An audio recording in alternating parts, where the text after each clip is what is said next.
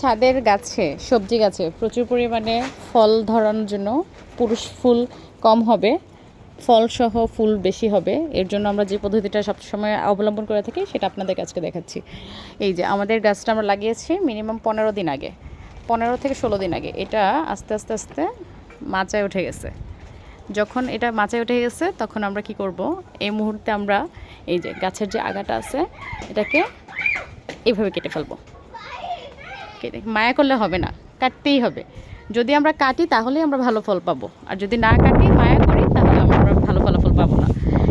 এভাবে প্রত্যেকটা, এই যে প্রত্যেকটা লাউয়ের এটা আমরা কেটে ফেলে দিব, মায়া করলে হবে না, কাটতেই হবে। ওকে, আরও কয়টা আছে? এত উপরে আমি এটা ধরতেই পারতেছি না। কয়টা হইলো? এটা 2টা। এটাকে তো আমি কাটা সম্ভব না, এত উপরে কেন? সবগুলো অনেক দ্রুত বেড়ে গেছে আল্লাহর রহমতে। আর এখানে তো অলরেডি লাউ চলেই আসছে, অনেকগুলো লাউ চলে আসছে। এভাবে খুব সহজে লাউ পেতে হলে আপনাদেরকে অবশ্যই 3G কাটিংটা করতে হবে। এই যে এই আগাটাটা আমি কেটে দিই, প্রচুর পরিমাণে আমরা মহিলা ফুল পেয়ে যাব, আর সেখান থেকে আমরা প্রচুর পরিমাণে সবজি পাবো ইনশাল্লাহ।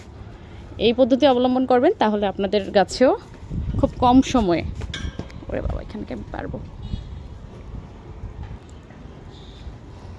এটা আমার শশা গাছ, শশা গাছেরও প্রত্যেকটা আগা আমি এভাবে কাটিং করে দেব।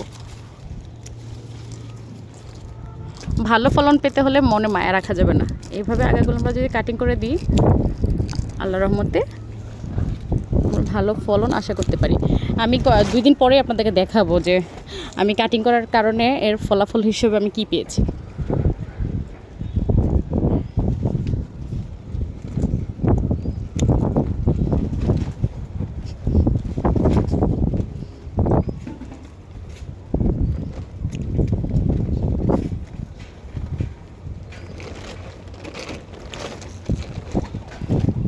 আর এইটা আমার একটা ছোট্ট বেগুন গাছ, এই গাছটাও এই যে ফুল চলে আসছে, কিন্তু এত ছোট গাছে আমি ফুল নিব না, তাই আমি এটার আগা কেটে ফেলবো, নিচের দিকের বয়স্ক পাতাগুলো ছাঁটাই দিব,